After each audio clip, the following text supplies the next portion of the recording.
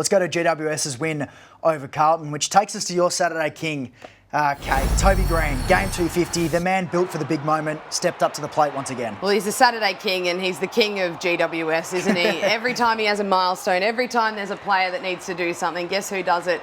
It's Toby Green.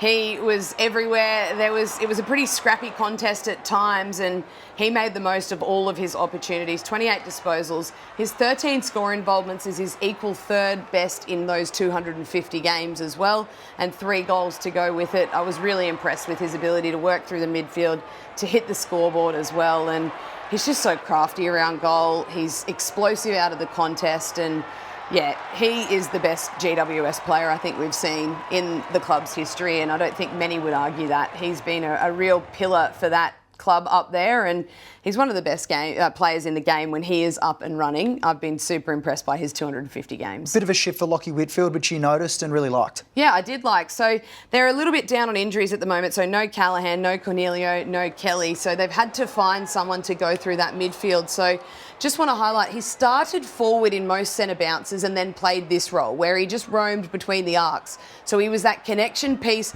like he usually is in the half back, but I loved his ability to use the ball more in the front half and connect a little bit more. So he had 27 disposals, he had 7 score involvements, but he still had his 8 intercept possessions. So just little plays like this, his ability to see the vision, to open up his vision, use his players that are around him, be involved in scores. And we talk about how damaging you can be with your front half disposal, and that's what we saw from Lachie Whitfield. We usually see him accumulate a lot of footy in the back half, and the emergence of Lachie Ash has actually also helped this move. So he can play off the half back and play a really nice role as well, which allows Lachie Whitfield to go through the middle. So he's an All-Australian half back. I wouldn't mind seeing him used a little bit more in that role if they need him to.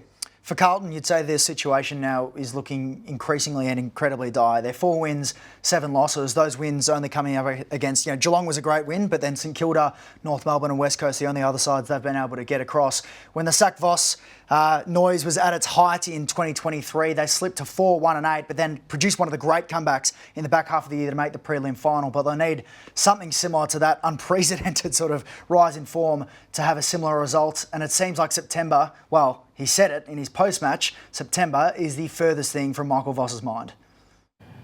Drifting into September right now, as you can imagine, is probably the furthest thing from my mind. It's taking a break, getting a rest, coming back together, putting the problem on the table, solving it together collectively as a group, resetting ourselves and bringing new energy and getting after it.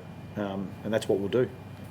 I think another element that adds to the increasing pressure around Michael Voss's tenure as coach of Carlton, of course, his contract finishes at the end of 2026, is Brendan Gale announcing, I guess, a short list of coaches that Tasmania is looking into. Let's take a look at the names that he's put on the board for this. So Nathan Buckley, Chris Scott, John Longmire, Adam Simpson, Ken Hinkley and Chris Fagan. So 4 out of those 6 are available at the time being, in terms of they're not employed by a club as the head coach. Chris Scott and Fagan obviously are. Fags is a proud Tassie man too.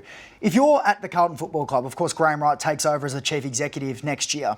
Do you look at this and go, we can get ahead of the curve here, we can have a free first go at these incredible coaches that are on the sidelines? Or do you go, Michael Voss is our man, we back him in, he's taken us to a prelim, we're doubling down on him? Yeah, I think the thing that's going to start to emerge, and this is not only in the coaching conversation, it's going to be in the playing conversation as well, the Tassie Devil effect and their ability to come into the competition. You need to make sure your players are locked down. You need to make sure the coaches that you have or that you want to have at the helm are locked in and contracted, because it's not just Carlton that are going to have this situation. There's going to be other clubs throughout their progression in the next few years that start to consider, well, if we don't lock our coach in, that could be who they sort of headhunt and get across. But the thing that concerns me most about what Michael Voss said in his post-match presser is we need to work out what's going wrong. For me, it's pretty clear what's been going wrong at Carlton the last couple of years. It's their connection inside forward 50. It's their ability to use the ball in a way that helps their forwards, and for their forwards to move in a way that helps their mids to deliver the ball. So